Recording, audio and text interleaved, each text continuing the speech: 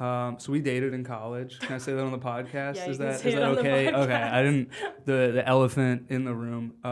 So you weren't doing comedy then when I knew No, you. not You even were. close. Yeah. What made you want to start? I think I always was interested in it, but I was, I guess, like, scared to just, like, go to a mic. Yeah. And then my mom got cancer, so I was like, I'm gonna take a class. Oh, really? Yeah. Haven't I told you that? Yeah, that I- was the impetus. I knew about both things. I didn't know Right. how directly Sure. related they were. Yeah, it was kind of like, this seems like a good time for a new outlet. Yeah. And I wasn't sure I was going to even, like, keep doing it after that finished. But, yeah, I started going to mics, and I was like, cool. And then I made friends, so then I wanted to keep going. And so you moved to Denver after school. Like, what was the idea behind moving there Well, I initially? moved during COVID. Okay. So I was in New York after school with my parents. And then COVID happened, and I was like, let me GTFO. Mm-hmm. And my best friend, Jilly, Yeah. was moving to do grad school. And she was like, could be cool. So I did, thinking I would stay for like a year. And now it's been 5+. Isn't that crazy that COVID was 5 years ago? Yeah. Isn't that wild? Yeah. So It feels like a lifetime, though, honestly. So you've been doing stand-up now for 4 years? Yeah, almost 4. Yeah. That's Yeah. cool. Yeah, I was very happy when I saw that you were doing it because I always thought you were really funny. Thanks. Yeah. I just didn't know. I was, like, worried that I didn't know how to, like, write it down. But, like, that is the compliment I get, like, most frequently is that I'm a good writer. Okay. Which is nice. Do you ever internalize that and feel like they're calling you a bad performer? No. Well, now Should you I? will. No, because I do. What's funny, I get both. I do get told that I'm a good writer, and then sometimes I get told I'm a good performer. And every time I'm like, well, what about the other thing? Am I not good at that? That's a sad way to live. It's terrible. It's That awful. sucks. It's what a prison my mind No, is. because, like, I think also, like, I grew up doing a ton of theater, and, like, I just started doing that again in the last year or so. So I'm like, I know I can be on stage. Right. That's not the thing that you had to, like, figure out. Yeah. Like, you were already comfortable Yeah. on stage performing. Mm-hmm. Yeah. Yeah, because I mean, you were in an a cappella group. I feel like you can do that. You can do That I'm not understand. okay with. That's bringing up on the that has to be cut That's- out. Yeah, I was. I really was. Yeah. Strange times. It was fun. Yeah, you were good. Thanks. Yeah, as good as one can be at a cappella, you were that. Did you guys? I'm trying to remember because I know I went to one of your shows. Yeah. You guys, there's always a rap song.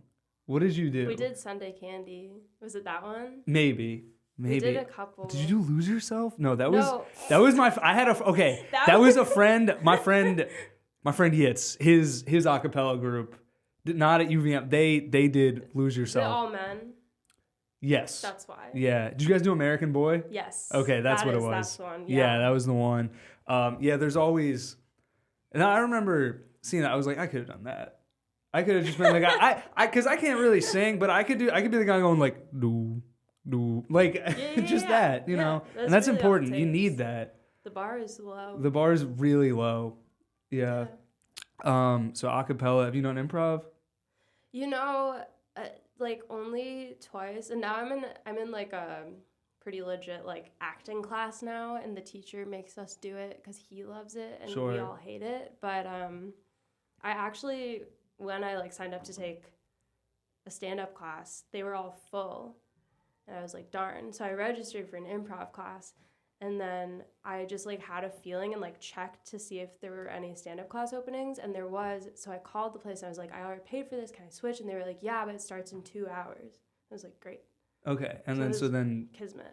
Yeah. So you never took any improv classes, just doing improv in this acting class? I did, like, 2 drop-ins at this place.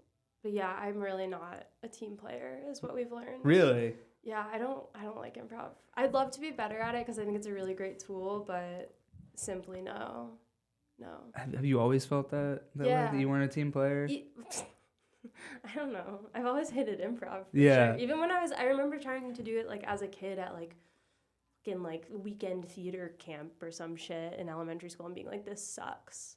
Yeah. What about like you were thinking about like musical improv? I literally studied jazz, and I I'm know. telling you I don't like it. I know. That's why I'm shocked. Yeah, I even hated like improvising for my degree. It really like stressed me out. Yeah. I was listening to some jazz on the way here. What were you listening to? What was I listening to? It was something new. So I don't remember that, but it was pretty good. There's some good guitar in it. That's Olivia Dean. That's what I put on after the jazz album ended. John Scofield and Dave Holland. Nope. Okay.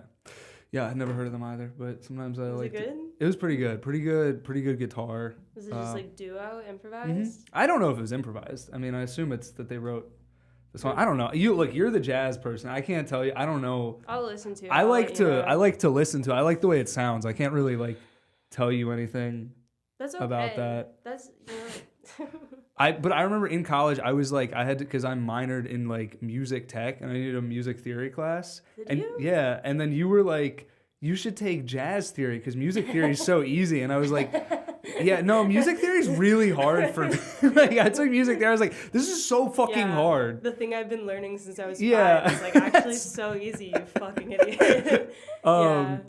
Wow, I'm such a dick. Did I really say that? I'm sorry. Oh, you said so much worse stuff. No, I'm kidding. No, you're a nice person. Thank you. We didn't really date long enough to have fights.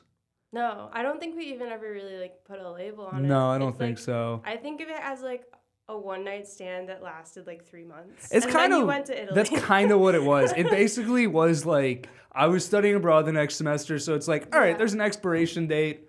Yeah. We'll just go until then. Yeah. Yeah. We met at a party.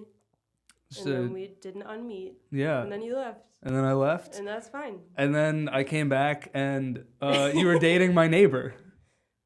Oh, I forgot the neighbor part. That was I wanted to be mad at him, but then I would hear him playing piano. I'd be like, this guy's fucking good. Wait, were you literally next door? Literally next door. I heard him playing piano every single day, and I was like, wow, that guy's really good.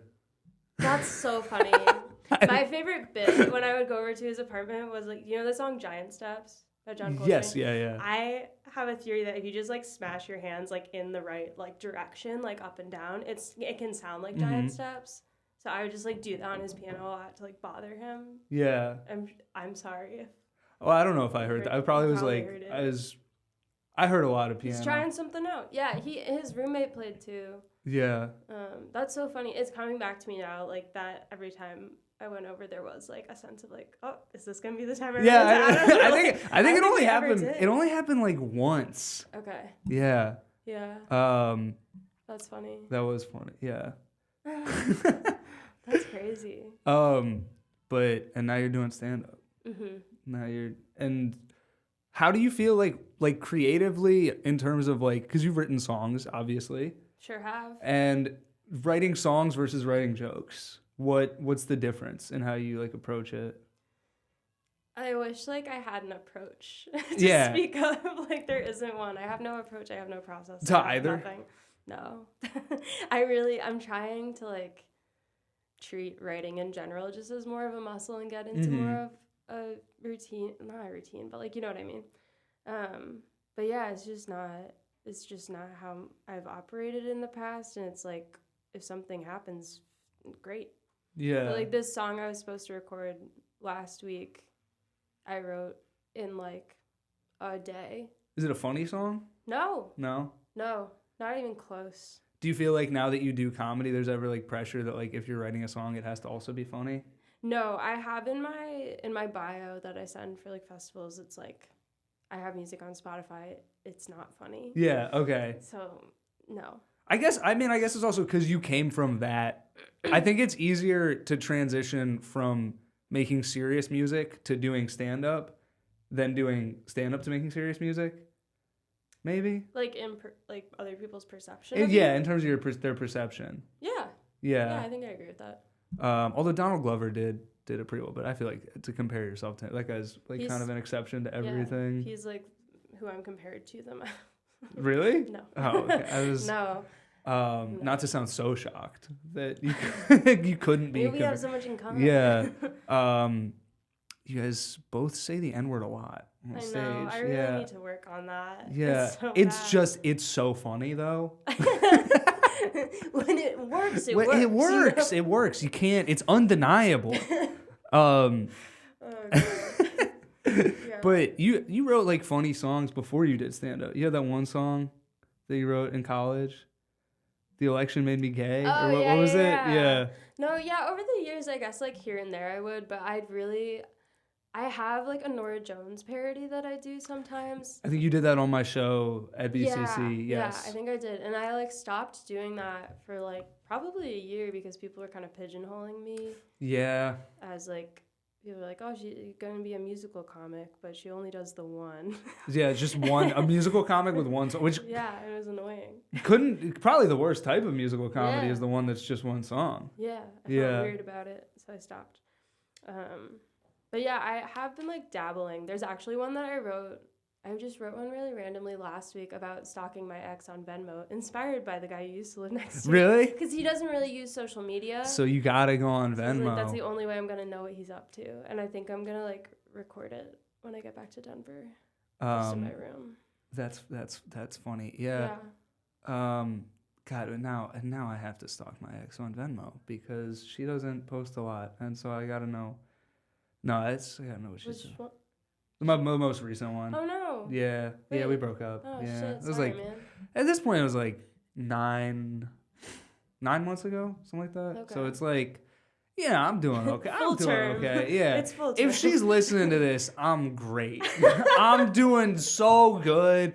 No, you still got a girlfriend? No. No. No, I don't. I don't have any friend. Right No now. friend? No. No, that's a bummer. No, I honestly I microdosed for like 20 days in a row recently. Mushrooms? Yeah. Okay. And I'm like really questioning everything I've ever felt. In terms of My sexuality. Okay, go on. I'm interested. I actually genuinely do not know if I'm into men anymore. Uh-huh. Or if I ever was. Respectfully. Okay. You're so great. But Well, thank you. Yeah. You wouldn't be the first person I date who's no longer into men. yeah. And you're like not the last one, so I feel like Sure. you don't have to feel weird about it. Yeah. Well, isn't it better to be the last in some way? Because then you're like, oh, she couldn't even get there with me. And I'm so great. Right. Or there's also, or even if you think about it negatively and you're like, I turned her off of men, which in a way, if you think about it, I saved her. is good. Yes. Yeah. Could be making her life better. Yeah. Yeah. I think so. We'll see. I don't really know. I'm not really like committing to any label or whatever. I'm just gonna vibe. But yeah, it was kind of like, whoa. So you did mushrooms for 20 days straight and realized that you're a lesbian, which does sound kind of like a Republican nightmare. That like Ronald Reagan That's a good would be idea. Yeah, Ronald Reagan would be turning in his grave hearing that. Yeah, I mean, Ronald had me for so long, and now I know. You're big. I know like you're a big fan of his. You love trickle down huge Republican economics. Yeah. Guns. Those are your favorite. Yeah. Yeah. Yeah. So were you like a big comedy fan growing up? I feel like we probably talked about it. Ish. I mean, like didn't you come and see Hannibal with me and my dad? Was that you? I did not. No, Shit, I sorry. did.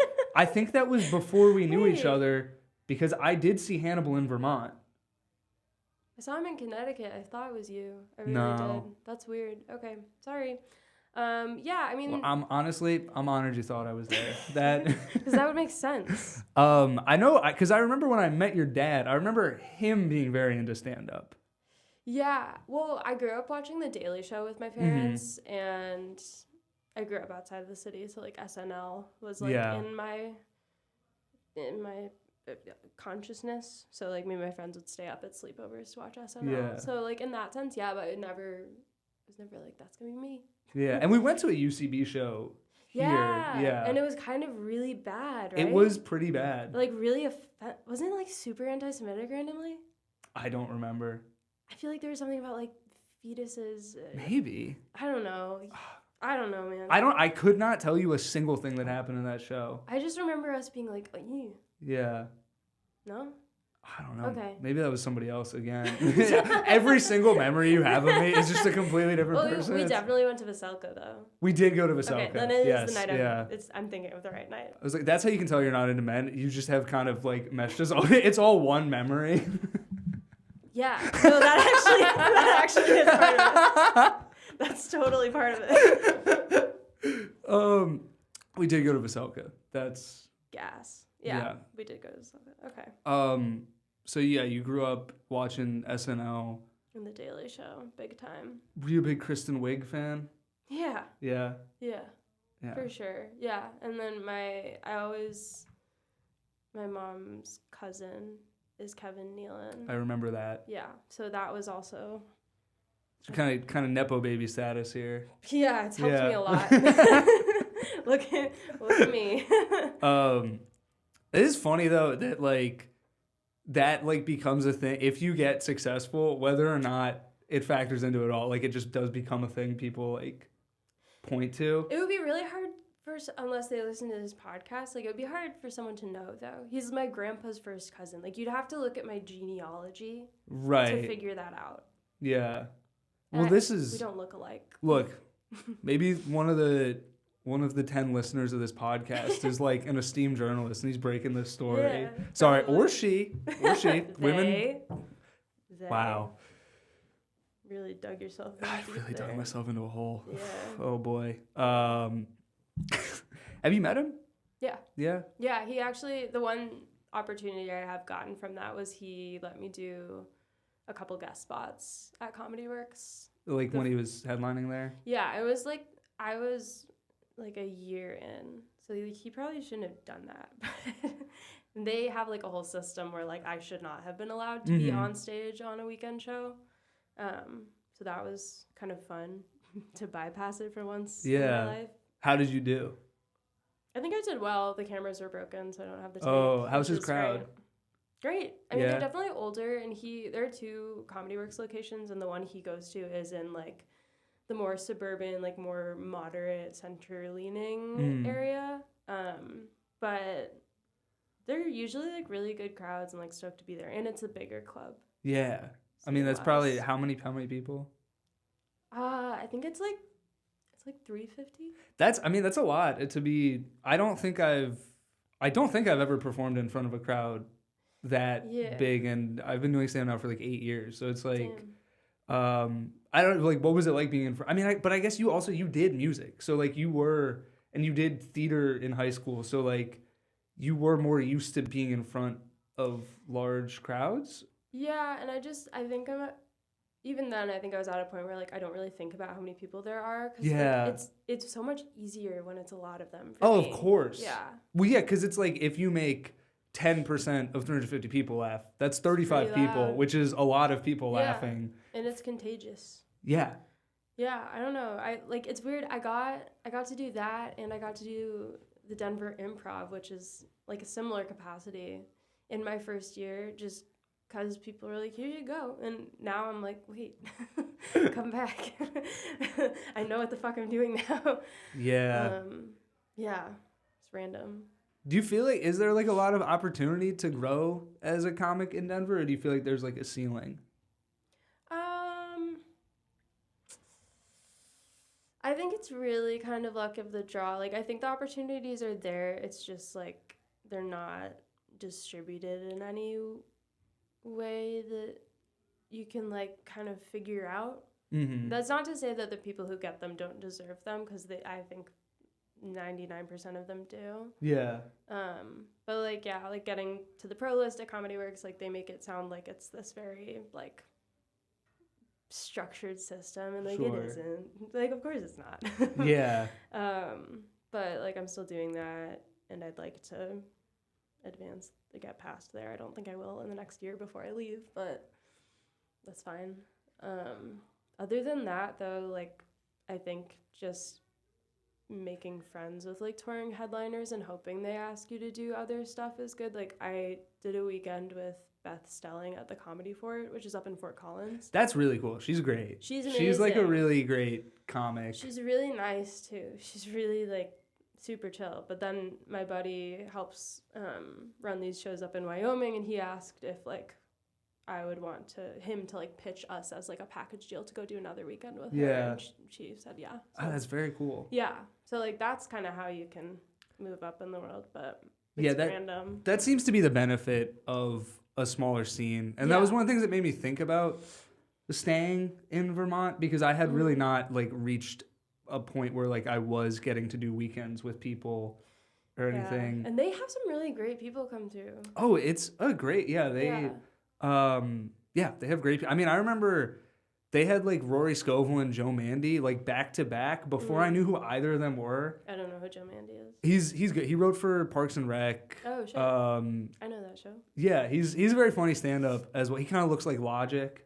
Okay. But he's just a Jewish guy. Okay. But yeah, both of them, I didn't know who either of them were, and then I watched their specials like shortly after they had come through, and I was like, I missed out on 2 good weekends of comedy. That sucks. Yeah. I did shows there last summer. I forget if I told you that. Oh yeah. When I was there for a wedding. Who'd you do shows my with? Ex-girlfriend. He lives here. Ah shit. Jake Cornell. Jake Cornell. Your dad's calling. My dad's calling me. Hey, Dad. Hey, I'm doing a podcast. Can I call you after? Okay, yeah, go ahead. Just text us when you're coming. Bye. All right, bye. He says hi. How's the furniture store? Oh, they don't have a store anymore. Oh, damn. No, but he's working for he works for a couple different companies as like a sales rep. Word. So I've helped him out at some trade shows. That's cool. Yeah. You had a nice rug in college. I remember. I that. did have a really nice rug. Yeah. Every single nice thing that I've ever had has, in terms of like decor, has been because of their store. That's arguably more effective nepotism than mine has been. It really, I mean, that's true. When your dad's a photographer. Yeah. And part-time. But what is your mom, what does she do? She is not she's an actor. Yeah. It's like it's fewer and far between nowadays, but like she used to be a commercial actor pretty regularly. And she is gonna write some children's books. It's next on the horizon. She's been working on that. I'm really proud of her. But yeah, she's just kind of chilling. So you grew up in like a very creative and artistic family. Yeah. And your dad, he's a musician also. He's a drummer. He's a drummer, yeah.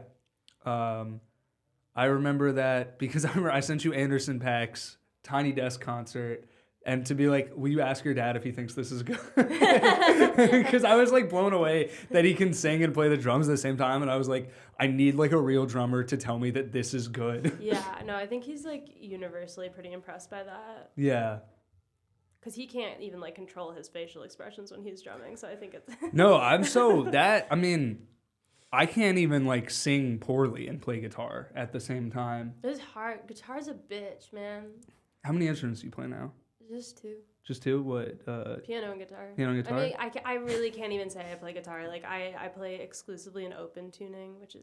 You slap a little bass, though, don't you? I haven't picked up my bass in a while. Yeah. I went to sell it, and then at the last second, I was like, wait, actually, can you fix it? And I'll come and pick it up. And I almost, like, started crying. I think I was menstruating, but yeah. Yeah. I need to start playing again. I thought you were like, I need to stop menstruating. I did stop. So. Oh, right, because of the thing. Yeah. Is that, I don't even really understand what it is. You and everyone else. Yeah. It's basically like I have, like the simplest way to explain it is extra tissue grows where it's not supposed to in your cavity, and it's like a full body inflammatory illness. So I was just like in a lot of pain and like kind of wanted to die for a second there. Yeah. And like all my doctors were gaslighting me and like ping-ponging me around and putting me on hormones that made me like actually psychotic. But then I went on Reddit a bunch. I was like, I think this is what's up. And I got a surgeon to agree to like do surgery on me. And even she, who's like an expert in this disease. She was like, I don't think you have it, but it is like the next logical step to like check. So you were right though. Yeah. Were the doctors? Was it mostly men? The doctors? No. Oh wow. No, and the very first doctor I went to was in Burlington. Let me put them on blast. Yeah. It's Vermont Gynecology, and they gave me an ultrasound because it started our senior year. Like it was a long time, and they gave me an ultrasound, and they were like, "Well, the good news is it's not endometriosis, which I know now does not show on an ultrasound." So how would they even know, right? Yeah. It's like really sad how misunderstood it is, but it's getting like some traction and funding through our government because like some Republican's daughter has it probably. Isn't it weird how that's just kind of the only way to get anything, is like it has to be like a Republican's daughter? Yeah, I know, it's fucking crazy. It's actually crazy. Orrin Hatch's granddaughter does have it. He's dead, but R.I.P. I don't know who that is. He's a Republican senator from Utah, and he was bad. Mormon? I think so. That's not why he was bad. I mean, yeah, whatever. But he's super Sorry, conservative. I always forget you're Mormon. Yeah, a Mormon Republican. He's actually what got me into comedy. Yeah. So okay, but so you grew up in like a very artistic and creative family. How do you feel like that like influenced you going forward, like deciding to like study jazz and like do comedy and do music, you know? This is, like, it definitely, my parents put me in piano lessons and like encouraged my interest in all of these things for sure. But like, I feel like my whole life has been a series of me being like, oh, but do like I actually love this, and like stopping doing things and trying new things and going back to old things, and it's kind of like a big clusterfuck. I don't know, like, so I guess it's helpful. It was good. Yeah. But also confusing. Did you feel like it like put any like pressure on you? No, my parents have not put pressure on me more than twice in my life. What are the two times? I was getting C's in 7th grade math class, and I was like, Mom, C is average, like that's fine. Which, like, arguably, yeah, why do they call it average if it's actually bad? Right. And she was like, you need to like do better in math or you can't do the play or something, you know. And like same thing, like same threat, but with like soccer, which like LOL at me caring about a sport. It's been a while. But yeah, that was really it. Like when they were like, you are really fucking up right now, like, but they were never like, you need to go to college. They didn't want me to go to college right after high school. They were like, it would be really cool if you took a gap year because you're fucking crazy. My mom had the same. My mom really wanted me to take a gap year. And looking back, it's one of those things where I'm like, yeah, she's probably right. Totally, it's like, it's insane to go to college right out of high school. Yeah, and I went to a jazz conservatory. Right, because you went to the new school before going to UVM. Yeah, and that was really because like a lot of people were like, this is the thing you're good at. You found it. Mm-hmm. You're not good at anything else. So really? Like, please go. Yeah, kind of. I was never really like into school. I got good grades, but like without really trying that hard. Mm-hmm. And it's not a brag. It's like something I think is like really annoying. Yeah. It's like I did not retain jack shit from any of my schooling. Yeah. Yeah, I went to jazz conservatory. That was stupid. I hated it. Yeah, why did you hate it? I mean, that was a lot of pressure. Yeah. And that was really intense. And I just kind of felt like music was becoming like a chore, and like I was noticing that everyone around me was like, this is exactly what they were expecting, and they were so happy to be doing it. I was like, that's totally not what I'm experiencing, so I don't think this is the right thing for me. Yeah.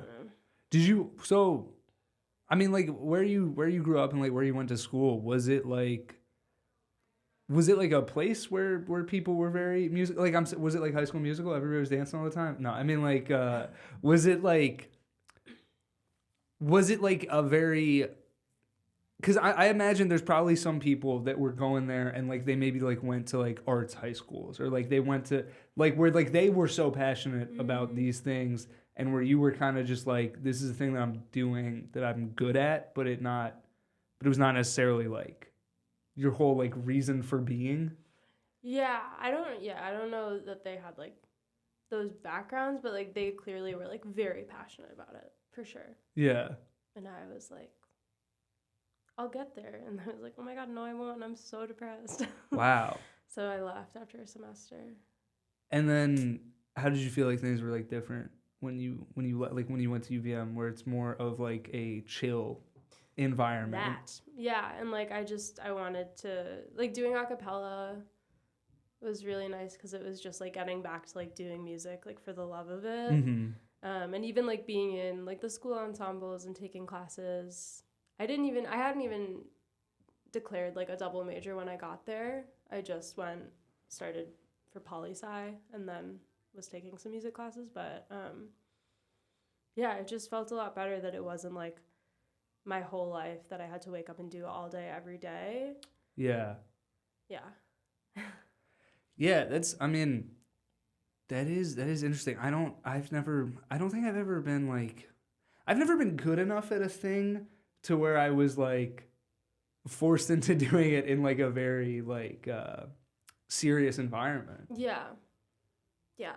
And it was really great in some ways. Like it wasn't like the program was really like hard ass or strict. Like it was a fucking jazz program. Like everyone was very cool and chill and nice and like, you know, it was super diverse and there were a lot of people from different countries. Like there were a lot of parts of it that were really cool and I think like fed me like wanting to feel passionate about it. Mm-hmm. But yeah, I ultimately just did not. And yeah, like even with comedy, I feel like I have too much time in the day to spend on it.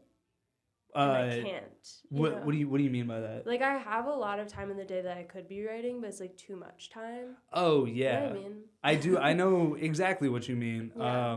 And it's funny because like I haven't like had like a 9 to 5 at any point, and like I've just been doing like random different jobs. Yeah. And I'm like, in some ways that's good for comedy, but in other ways I'm like, actually I would like to get like a regular job now because Really? I'm like, yeah, the structure and just money. It's mostly money. It's like I could actually like afford things, you know, if I do that, like instead of, you know, not. But That's nice.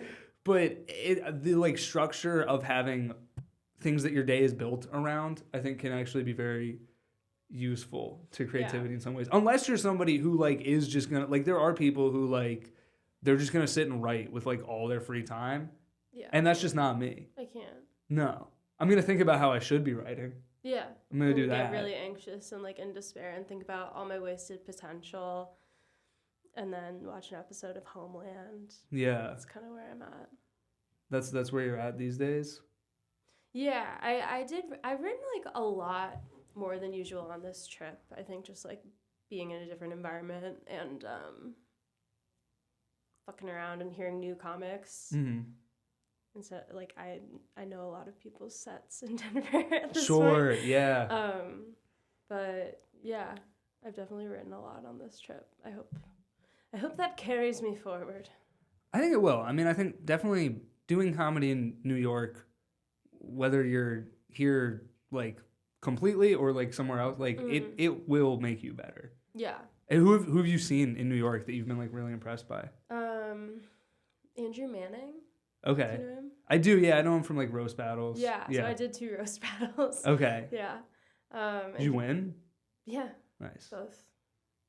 I'm actually in the finals for the Denver tournament. Really? Yeah. I got beat a bunch and then I like got mad and like worked at it. And I really didn't want to win the semifinal, but then I did. And I was kind of pissed, but yeah, I have to do that when I get back. I feel like you're low-key very competitive. I mean, like when I want to be. Yeah. I'm very selectively competitive, but then when I am, it's like, fuck.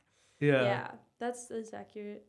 That's accurate. But yeah, he did like the opener set for the one I did one in Queens and one in. Did you know there's a New York comedy club in Stamford? I did know that. Crazy. I have never been there, but I did. I know a lot of people who perform there. It's really nice, but yeah, they're like, "Do you want to do this?" And I was like, "Fuck it, sure," because I love that train line. It's so. Sure. Yeah. But yeah, it's a nice club. It's big, right? Yeah. It's like bigger than the ones in the city, I think. I don't know that I've been to New York Comedy Club in the city. I've only been I performed at Gramercy once. I've never been to the other ones. Yeah. Do you roast? Do I roast? Every night when I get asked to. Yeah. I'm on a bit of a losing streak. It's hard. It is hard. I'm not mean. And that's like hard for you gotta like be. Yeah. Especially, I've never beaten a woman in a roast. Yeah. Every single time, like women are so much meaner. Right. Yeah. Women, gay men, black guys, Yeah. meanest groups of people in comedy. I like, and that's why we need to keep them down. Exactly. Yeah. That's why I had you on the show. I knew you'd agree. I hate roasting other women. But yeah, I got beat by like, I think 3 men in a row, and I was like, "Fuck this!" And then the tournament started, and I just was like, See, that's what I mean. Where you're done. actually very competitive. Yeah. Well, yeah, because I had an impetus. But yeah, I don't. It's funny, because I also think that but I am more competitive than I am like offended by like jokes insulting me. Like, okay. I'm always like, if somebody has a good roast, I'm like, I love that. A good roast against me. Yeah. I love that. I don't mind that at all. Yeah. And even like, I'll do that and I'll do well. It's really just when like the judges are like, this person, not you. And I'm like, ah! That's the shit that I hate about doing it. But if anybody asks me to do a roast, I will do it.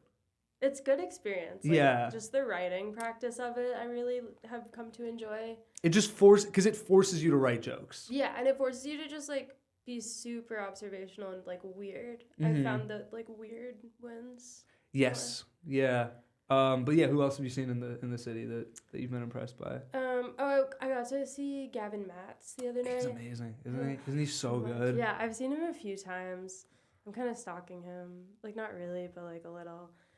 I saw him the first time opening for Hannah Einbinder in Denver, and I had never heard of him before. And he like is absolutely one of my favorite comics, and I'm so excited for like when this hour that he's put together is out, because it's the most like fluid, thought through hour I've ever seen. Period. Full stop. I loved his last one. Yeah, I thought his last one was great. I feel like I got on him pretty early, because I remember like seeing his YouTube clips in college before, like, and he was, I mean, at that point, like in his early 20s. You know, he's barely older than us. Yeah. And I had him on a bar show last summer. No way. It was a bad show. Oh no. It was a bad show. Not that many people in the audience. Yeah. It was like my mom and a few of her friends.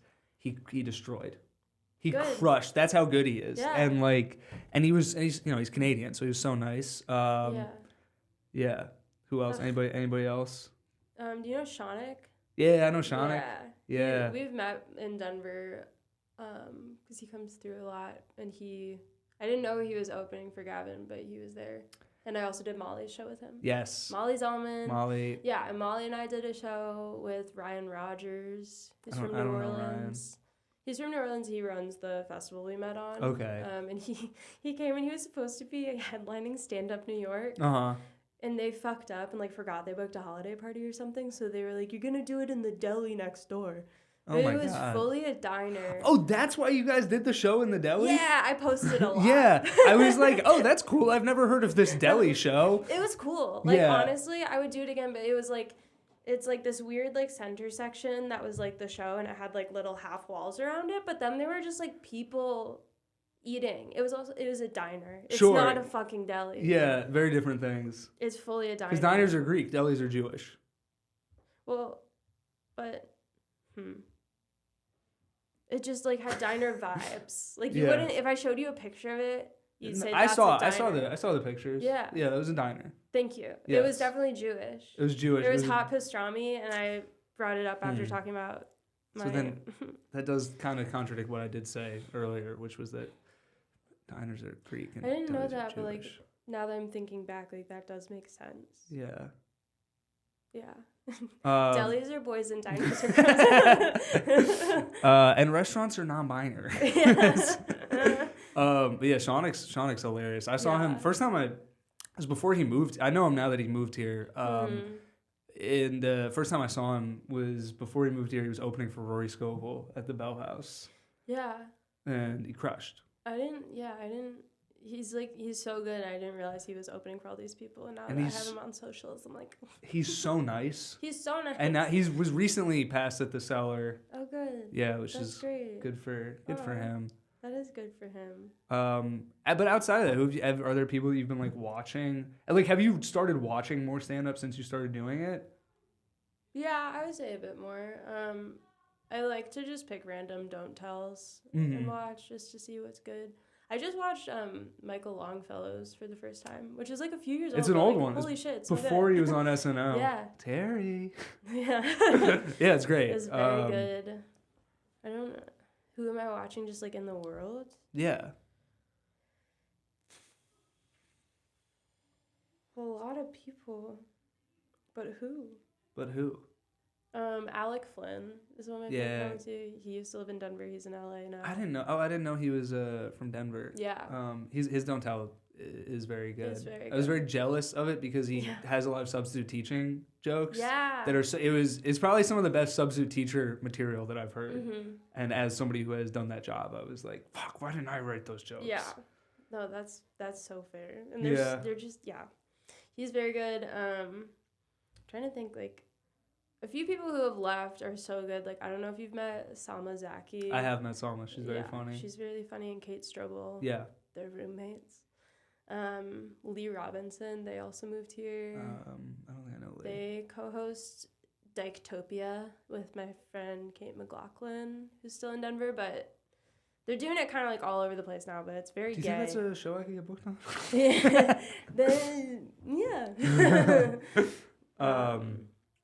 But yeah, lots of up and comers and like people in Denver I'm really excited about and like hope will like blow up too. So. Yeah, but so you're planning on moving here though? Yeah, I think in like a year. Yeah. I really need time. What was the thing that made you be like I gotta go back to my roots? Honestly, like I go back and forth about it like pretty much every year at some point since I've left. But this year I'm kind of like, I'm gonna turn 29 this summer. That's crazy. And life, and I've been in Denver for a long time. I don't feel like I've capped out by any means, but I do feel like I want to see kind of how I stack up here. And on this trip, like I think I did like 10 shows. Wow. Yeah. And I was kind of like, okay, like, yeah, I don't look like a total fucking idiot here.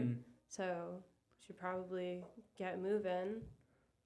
And I have a lot of friends here that I've known a long time that I miss.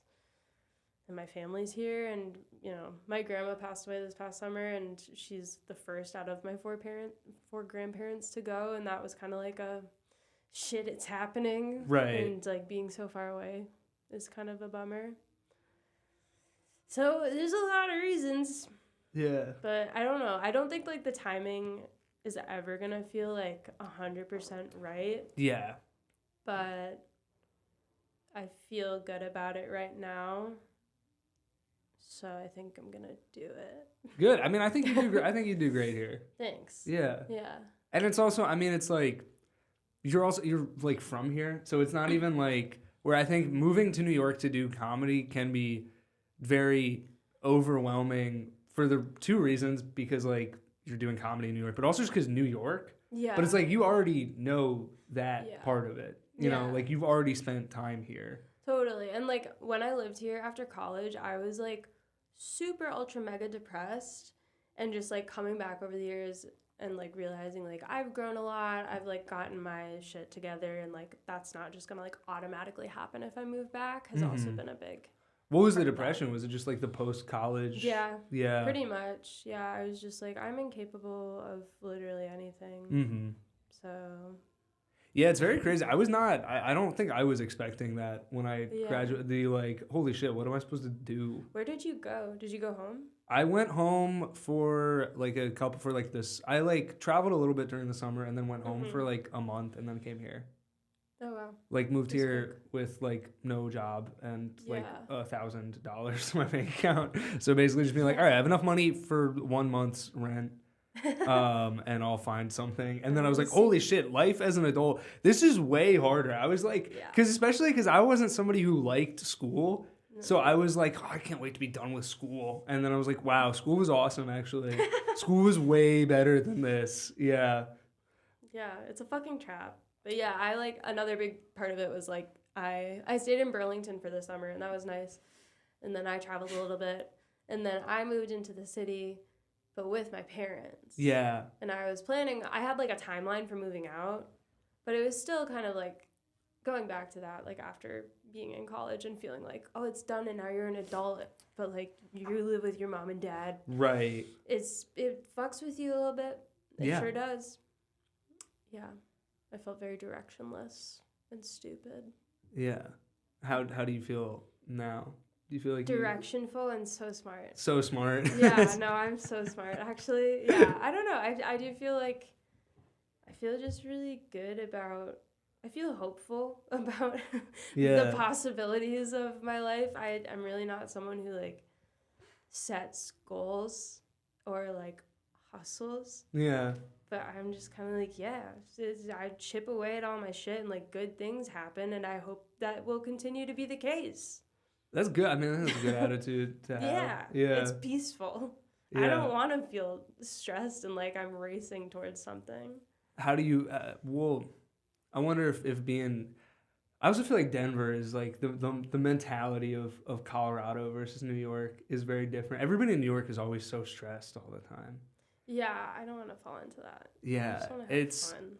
I think that's a good thing about leaving the city every now and then. Yeah. And seeing that not everybody in the entire world thinks that way. As much as I love New York, there is definitely an aspect of it's a hard city to live in, and everybody here is constantly working, constantly stressed. Even rich people are worried about money, That sucks. Yeah. But it's awesome. But it's the best. I love it. I love not worrying about money, and then just it all works out. You know? Yeah. What's your brother up to these days? Oh boy, glad you asked. He is currently on the USS Bainbridge near Venezuela. Oh. Fun. Yeah, he's been deployed since May or June, I forget, but he's coming back in February. But yeah, it's been fucking weird. He was kind of, they were kind of just going to, they were starting off going to Yemen kind of. Yeah. So that was a little spooky, but then it was fine. Right. As he said, the Houthis behaved. So then they were fully in Italy for weeks. They were just cruising around to a lot of places where nothing really bad was going to happen, and then his strike group is what it's called. His little mini fleet got sent down to Venezuela. He's not the one that's killing the boats. That's not him. That's because that's drones. Yeah, that's drones operated, I think, by the Coast Guard. I'm not positive. Or the Air Force. I don't know. He's in. It's not him. He's Air Force, in the right? Navy. Navy? Yeah. Okay. He's a lieutenant. I don't know. That was his dream, right? Yeah. Because I remember it. When he was I don't know, how much younger is he? He just turned 25. Okay, so he was 17. Yeah. And I remember, that was all. You wanted to join the Navy. I was like, okay, interesting.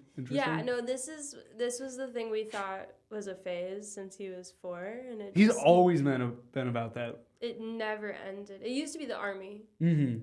He wanted to be a soldier because he couldn't say L's or R's. But I want to kill people. I want my knowledge he has not yet, so that's great. But he literally, his job is literally God, launching the missiles. He presses the button. That's crazy. And he drives the boat sometimes. Yeah, no, it's crazy. I got to go when he left with my family, and we like toured the ship, and he like showed us like the room with the steering wheel, the bridge, if you will, and I just like burst into tears. I'm like, this is where you drive the boat. Like, oh my god. It's really scary. That was also the week we bombed Iran. Yeah. So I didn't want him to leave right then. But that blew over really quick. But yeah, now he's down there, and you know, it's like the rules of whatever say that like because they've been away for so long, like they're supposed to come back. Mm-hmm. But like Lord knows this administration is not doing anything it's supposed to. So we're all kind of like, fucking hope so. So it's scary. But he can say his L's and R's now? He can, okay, yeah. that's good. Yeah. That's good. Because, I mean, it would be kind of embarrassing. I know. He would not be taken seriously giving orders. Orders. Yeah. Mr. Trump. Mr. Trump, who do you want me to bomb? I want to launch missiles. That's crazy. Donald Trump is your brother's boss. Yeah. In a way. Kind of, not direct, but... Yeah. But they were forced to watch like the Pete Hegseth speech like on board.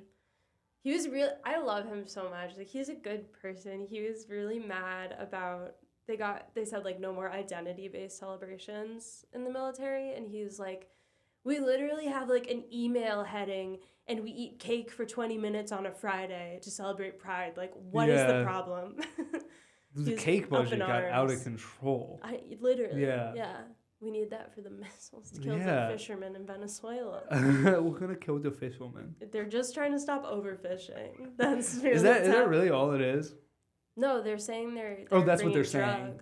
They're saying they're bringing drugs. Oh, okay. But I believe that they're just killing fishermen. How much is he allowed to talk about what he's doing?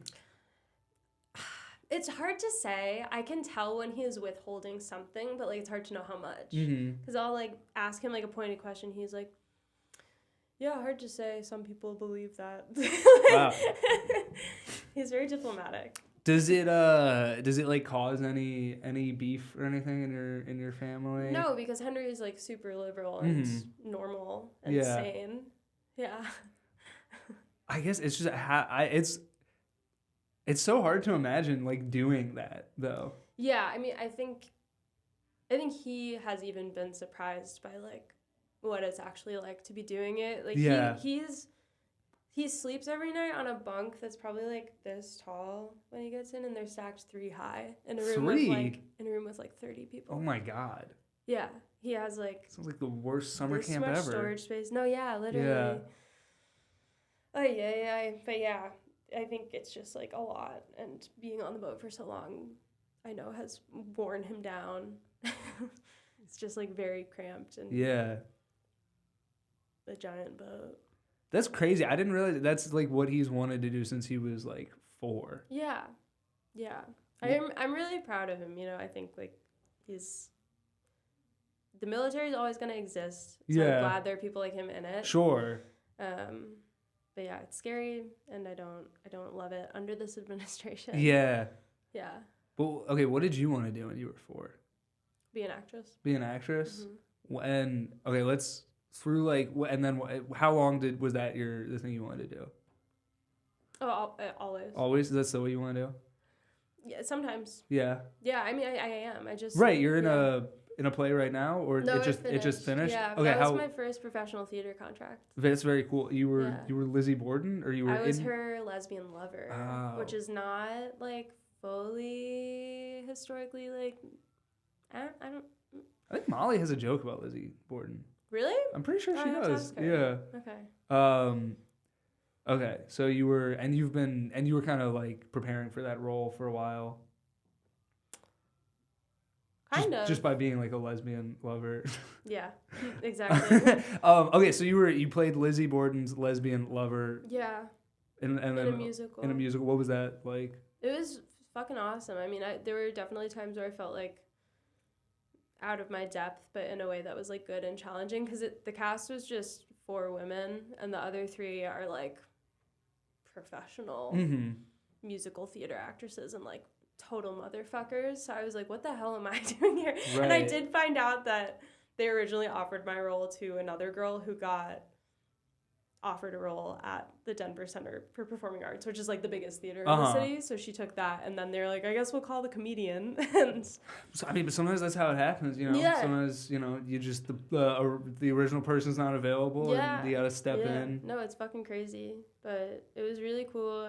I'm eligible to join the Stage Actors Union. Whoa, now. very cool. I might do that when I move here. We'll see. Yeah. But yeah, it was intense. Like, it was 16 performances, something like that. Over how many days? It was every weekend for a month, basically. So two performances, like one. How many performances each weekend? 3 or 4, depending on the weekend. Yeah. It really like wore on my body a lot more than I thought it would. Yeah. Because I was wearing like high heel boots and like jumping around and like screaming a bunch. So right. It's just like a lot. How did you prepare for the role? What? I bought a lot of like vocal health stuff that my friends recommended because they'd like done longer contracts like this before. So I bought like a tiny little nebulizer and tea and gua sha'd my face at night, like, because you get so much like jaw tension from just singing that much. I just had to be super health conscious. I did not drink at all for the whole like beginning of rehearsals to last show. I did not drink a drop. Like, it was just really stressful and taxing, but really rewarding and worth it. And like I now that I've had some time off, I'm like, okay, I could do that again. When it ended, I was like, I'm never fucking doing this again. Right. How long was the how long was the rehearsal process? A month. Yeah, which is really, like, that's the quickest I've ever done, quickest turnaround. But the show is shorter. It's like 90 minutes, which is short for a musical. Yeah. When was the last time you'd done a musical? A year before. I did some community theater. I did Rent. And that was really fun. But yeah, now that I've been paid to do it, I'm like, I'm never doing that shit again. Right. Doing it just, what, for fun? Fun, fuck that. What? No, I have like an acting rep now. That's very cool. Yeah, they don't do theater, but I got to do a commercial with them, hoping for more. Those commercials pay so well. They do seem to pay well. No goddamn reason. But yeah, and I did a rom-com, like a full-length movie that should be coming out this spring. Really? Like, what's your role in that? I'm the love interest. I'm like a cool, quirky girl. Where's it coming out? On like a streamer, or like? Yeah, we don't know exactly yet. Anybody notable in it? No, it's just indie, filmed in Denver, but like with a decent budget, and like the director's from LA, and I think we're gonna do a premiere like in both cities. Oh, and pretty cool. Hopefully go to festivals with it. Yeah, no, I'm really, really excited. I'm just like waiting for them to fucking tell me what's good. Yeah. Yeah. So that's cool. That is cool. Yeah. I've never done any theater. I've only gotten into acting recently. With your sketches? Your little skits? With my little skits. I was in a short film. Yeah? Yeah. It hasn't come out yet. Like a serious one? I mean, I guess it's a comedy. Okay. I don't really... I'm kind of like... It's this rapper Overcast. I was in one of his music videos. Okay. And so then I'm like his stoner roommate. He's Perfect. Like a rapper that gets superpowers, and I'm like his roommate who like wants to be his manager. Yeah. And it was fun. Hopefully, I don't know. I'll get like the festival thing. That's cool. Yeah, but that was cool. That was my first time like really acting. Did you have lines? I did. Yeah. I was like the second. It was like I'm in like 4 or 5 scenes. Like I was like it's basically just me and him are like the characters. Is it a music video or it's a separate thing? No, the music video was separate. Okay, cool. So the music video was cool. That was like, I think I've like talked about it on the podcast where he's been on the podcast, but like I think it was it the show Gavin Matz was on? Maybe it was that show. Maybe it was a different show. It was just a bar show that I was doing. I was trying to get people in. Mm-hmm. And I didn't know who this guy was, but like him and his girlfriend walked by. I was like, hey, comedy show. And they were like, no thanks. And then they came back and they were like, actually, yeah, sure. And his alarm goes off during the show. And this comic, Isabel Hagen, do you know her? No. She's very funny, but she was on stage when that happens. She was like, oh, what was that an alarm for? And he's like, oh, it's a reminder to write music. And she was like, oh, what kind of music do you make? And he's like, what do you think? just like young black guy, Yeah. trying to get her to be racist, and she was like, I don't know, Yeah. And then That's so good. we talked after, and I was like, yeah, I used to rap, and Yeah. like like let's follow each other on Instagram, and I did, and I saw he had like a bunch of followers, and that his tagged post or pinned post was like that he produced a couple songs for Drake. Oh. And like they never met each other, but like Yeah. he made beats for him. His name almost sounds familiar. What is it again? Overcast? Well, it's because it almost sounds like Outcast. Yeah. That's why. That's definitely why. Yeah, that's why. I'm racist. Yeah. No, it's most of the same letters. It's two letters away from being Outcast. But yeah, so then he posted on his Instagram story looking for a white guy to play a finance bro in a music video. And I was like, I got this. Responded. And did they put you in like finance bro clothes, or did they change it because you don't look like that? I came in with like a button-down shirt and a Patagonia vest on, and I made myself. I got the fit for it. Yeah. But yeah. So then they just really I got to improvise all my lines on it, Nice. and which was very fun. Yeah. And it's really cool seeing the video on YouTube. Like it has. I don't know how many views it has. Like it's in the like tens of thousands, but nothing insane. Mm-hmm. But just seeing some of the comments of like being my lines, that like Yeah. people liked the lines I improvised, That's felt sick. really cool. Yeah. And then from that they were like, yeah, we're making a short film Mm-hmm. to like kind of accompany the album and like want to have you in it. cool. And then they added more scenes for me after like we shot the original stuff because so I don't know, they're planning on doing the premiere. It was going to be December. Then they said January. I don't know. It would probably keep getting pushed back. Welcome. But yeah, that's how these things go. Yeah. It takes a while. But I'm just happy to be able to like act in something for the first time Yeah. because I think similarly that was like a thing I always wanted to do and just I never did in any capacity. Yeah. Um, It's so weird because like you're surrounded by people who like probably are also like, yeah, I would do that, but like making it happen is so. Making it happen is hard. Yeah. It's expensive. It's very expensive. It's one of the many I think that's like my biggest regret in terms of like school is that I like didn't.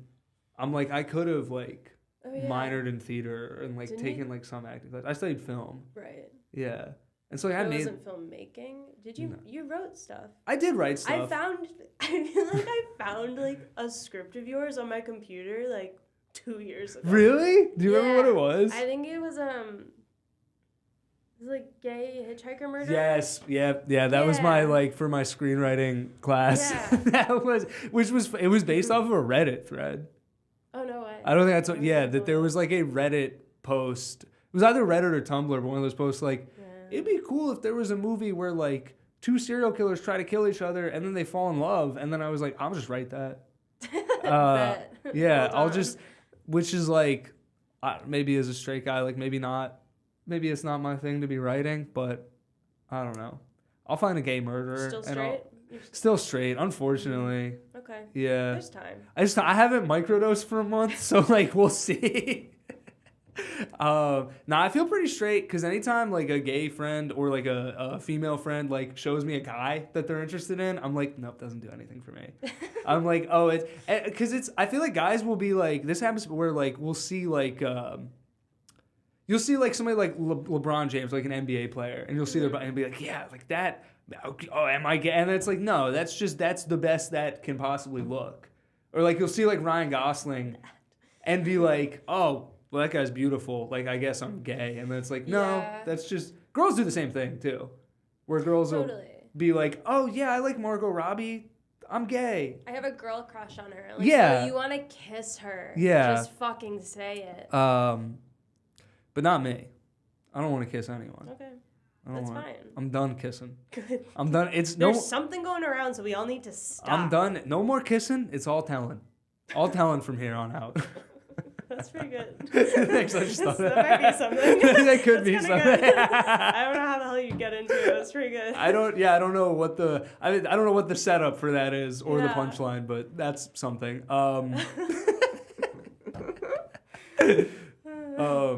But yeah, how's acting's cool. I want to do more of You that. should. Yeah, so I'm putting that out there There's to anybody. and also like the easy like casting sites. Like there's a million like student short films. Yeah. And shit, and like you're not gonna get paid, but like it's fun. Did they pay you for that? Yeah, That's sick. because they had like They should. It sounds like. yeah, they had like it's a low budget, but they had like Yeah. an actual budget. So yeah, I got paid for that. Getting paid like 3 digits. Yes, To do anything artistic is like. it's pretty. Wow. It's a pretty amazing feeling, It's so right? cool. Yeah. Yeah. Truly, like anything over $100, getting paid that, I'm like, wow. When I did Wyoming with Beth Stelling over the summer, it was like they put me up in a hotel Oh my god. and paid me like the most I've ever gotten for any comedy ever. Like probably more than like the 3 months before that combined. It was like, what? It was crazy. Oh, that's cool. Ruined. I'm ruined. You guys cool? You and Beth?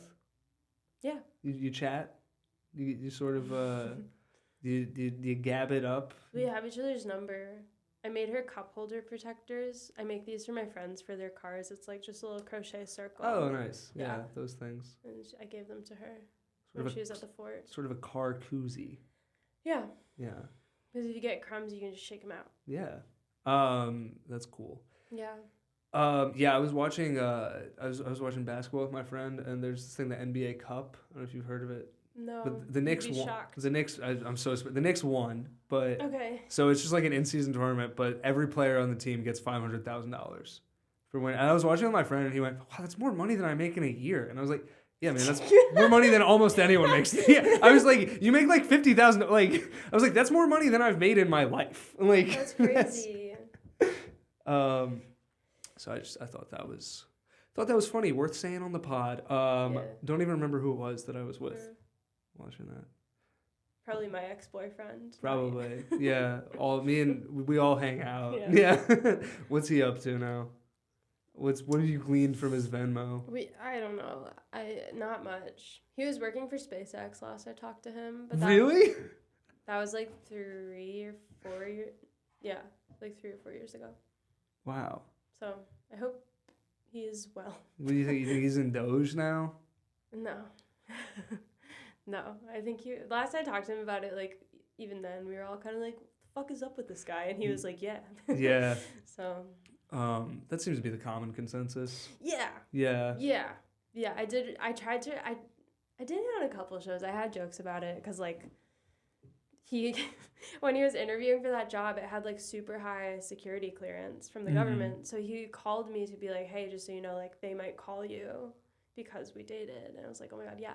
And then they never called me, but they called everyone else, and I was so mad. Oh, I would be mad. Yeah. Like talking shit about your ex in service of our nation, and it was very disappointing. Yeah. Yeah, that's funny. His family took me to Disney, and I don't matter. And you don't like. They don't see you as a threat. Yeah, I Wow. have the information they're looking for. Yeah. Could save them a lot of time. I'm just like, no, she's not gonna do anything with it. Yeah. We've seen her stand up. We've seen the things she's putting out there. Yeah. Really pissed. What do you enjoy writing about, comedy wise or music wise? Like, what are things that inspire you? Inspire is a good word. It's a stretch. I mean, I think I really do draw the most from like personal experience more than just like observational, like broad strokes. But yeah, I don't know.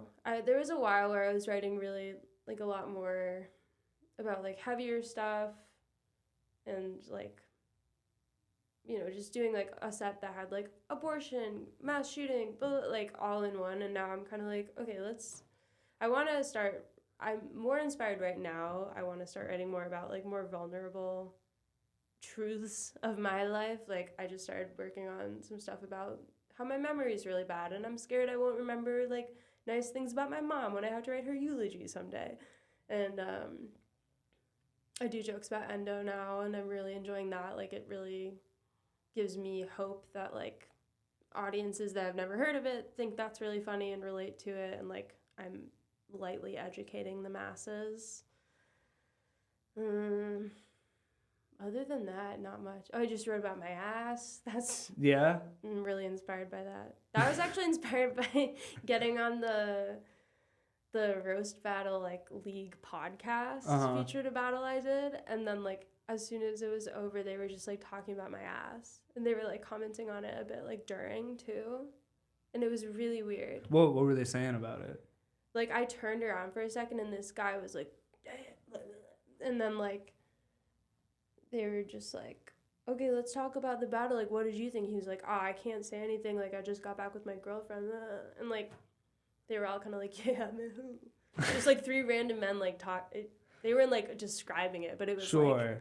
It's almost weirder. They almost, like, should have been describing it. I was like, just say, like, it's so round. Like, I don't know how to talk about it. Yeah. But, yeah, I was like, I'm taking control of the narrative. So I wrote some jokes about It's very Cardi B of you. Thank you. Very girl boss. Very, very girl boss slay queen. Thank you so much. That's what I think of when I think of you. I think of girl boss slay queen. Me too. Yeah. I'm glad we're on the same page.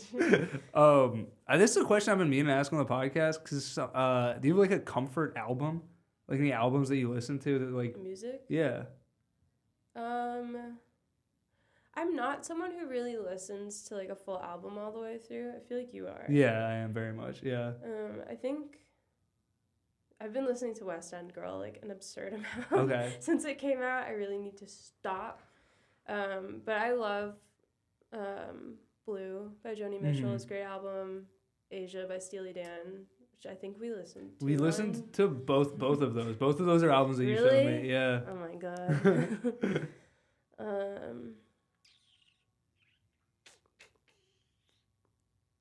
I like music, I swear to God. But yeah, albums are tough. Yeah. Yeah. Yeah. I've been listening to this. You know Smino? No. My comfort album, it's been Love for Rent by Smino. It's like a rapper, singer. Very good. Very. Okay. Yeah. I'll check him out. Very soulful. Okay. But okay, so why aren't you more famous? I think if I had more of the hustle and like I picked a fucking lane, I could be farther along. Yeah. But I don't want to.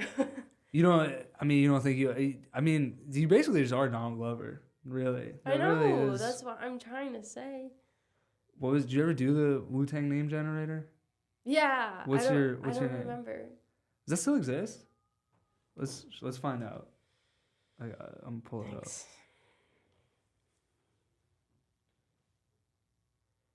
All right, why don't you scat while I do? No. All right. I couldn't.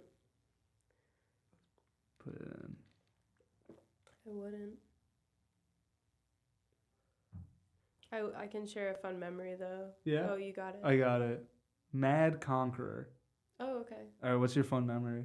That you had a sweet potato on your counter in college that you just like let sprout for like months, and you thought it was really funny because your roommates hated it. I think they did hate it. Oh yeah, I don't know. I do remember that. It was really bad. It's really funny though. All right, I'll share a memory. Oh god. One time, I just thought you microwaved cold brew.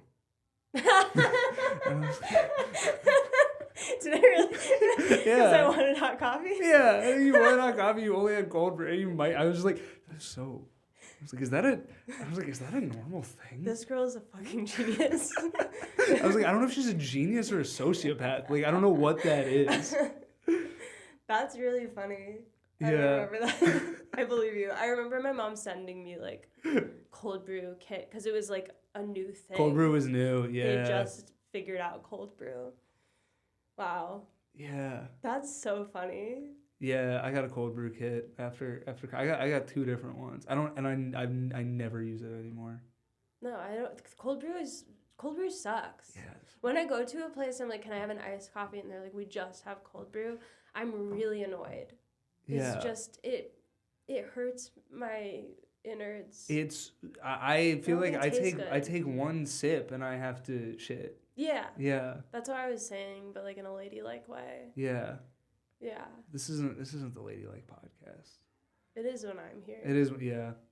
Yeah. It's gross. It is. You ever listen to Amy Poehler's podcast? No, but I've been meaning to. She had someone on recently. All the clips I was look like, I good. should listen to that. Yeah, I've never listened to it. It looks really. I'm sure it's really good in a way that annoys me because she's such a talented actor, and I'm like, you don't have to do podcasts. But she should. People like But that she should. There are so No. many people who do podcasts that shouldn't. But she should. I just like I listen to Working It Out. Yeah. Like Birbiglia a lot, and I feel like I've listened to it too much, and now he's like having like Andrew Schultz and shit on. I'm like, I need to take a break from you, Mike. Yeah, I've had that with him and with Pete Holmes, who I was obsessed with Pete Holmes for a long time. He's very good. And he's great. He's a great comic, great podcaster, but there's just only a certain amount of hours of someone's voice that you can listen to. Yeah. And especially, I don't know, there's like, I don't know. I kind of always assumed that I would just be... I kind of always felt like, oh, I'll get famous and then I'll start a podcast. Because I thought that was just how it works. And I was like, well, I might just not get famous. So I guess I should just... I want to start a podcast. I should just do it anyway. How many times do you get up a week? I mean, I try to get like 5. Really? Yeah. Oh my God. You're saying that was a lot or not? That's a lot. Oh, okay. Yeah. Oh my God. How many of those are like shows versus mics? It really varies from month to month. Yeah. You know, like I'd say a lot of weeks it's just mics.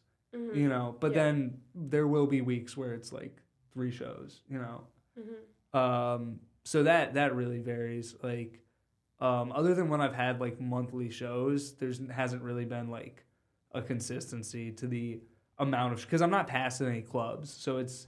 Unless you're like passed at clubs or have like a regular show, there's no real way to get like a real consistency with how many shows you're booked on. That's why I did love starting in Vermont though, because it was like I do stand up 3 times a week, and it was like that's all I could possibly do. Yeah. And it felt like so much. And even now, there are weeks where I only do it 3 times, like where I do like 2 or 3.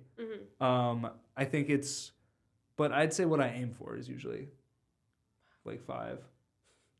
But it's I don't know how many times do you. I think I went to like 10 mics this year total. Yeah.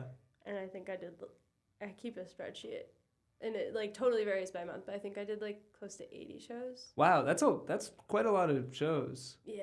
Yeah. And it sucks. The stage time comparison is really a bummer, because like being in a place where like you're doing shows frequently enough that you can just like try stuff out on shows, which arguably gets you a better sense of like how good a joke is than a mic. That's really nice. Yeah, and I mean, that is the hard thing about New York, is that there's more opportunity to do stand-up, but it is in 3-minute sets at open mics versus where like any other scene, there's probably going to be, just by nature of it not being like as many people, like you're just gonna get booked more. But that's also like a nice thing about like you can be in New York and like leave, you know. Yeah. Like I was just in Chicago for like 5 days, and I got to do a half hour there and like do 10 minutes on like 5 different shows. Your roommate told me you were in Chicago. Yes. Yeah. You met Liam. Yeah. Yeah. That's cool. Ugh. It scares me. Yeah. He'll be fine. Nah, you'll do great here. Okay. Plus, like, you're like, you already have like credits, you know? Like, you've opened for Beth Stelling, which, like, maybe people will care about, you know? Maybe. Who knows? Maybe. She's not as known as she should be. She really. A real comics comic. Yeah. Yeah. She liked one of my Instagram posts once. That's cool. What was it? It was when I did like a show at Vermont Comedy Club. I just tagged her in it because her poster was in the background. So she did like it, but she didn't have to like it. Yeah, that's cool. It's funny. Who's the most famous person you've ever met? I mean, there's a lot because of my job. They're all kind of like on par with each other, but I got. Bill Clinton. Yeah. I think would be the most like globally. That's pretty famous. He, you know, like FTX was like the crypto thing. Yeah. So we produced their like big thing in the Bahamas a few years ago, and like Bill Clinton spoke at it. Wow. Yeah, and I was like, He loves islands. Yeah, I know. That's what I'm saying. But they made me I was like in charge of all the speakers. So I was like the liaison between like the production team and the Secret Service. Yeah. And we had to make a group chat that was like me and the Secret Service. And I was like, what should I call the group chat? And the Secret Service lady was like, you can call it whatever you want. And I was like, okay, I'm doing the emoji with the cowboy hat. And she was like, okay, actually make it the bald eagle. She's like, on second thought. Yeah. What about like a cool famous person? A cool famous person. Sheryl Crow. That's pretty cool. She's so fucking cool. She performed really stripped down set at we produce the American Heart Association Red Dress Gala every year, and it was her and two guys. And yeah, my friend, my coworker just loves to embarrass me. He like marched me to her dressing room and was like, "You're gonna meet her." And I was like, "I named my car after you," which is true. Really? And she was like, "Oh, you're so sweet." And we took a picture. It's like the worst picture of me I've ever seen in my life, so I can't show anyone. Yeah. Nice. Cool. Well, that's our time. Thanks. You sound like my therapist. Oh, do you have anything you want to plug? If you live in Denver, I'm co-producing the Sickest Comedy Show, which is all chronically ill and disabled comedians with my friend Gabby Gutierrez-Reed at Doodaddy K Studios on January 23rd. Okay, Denver.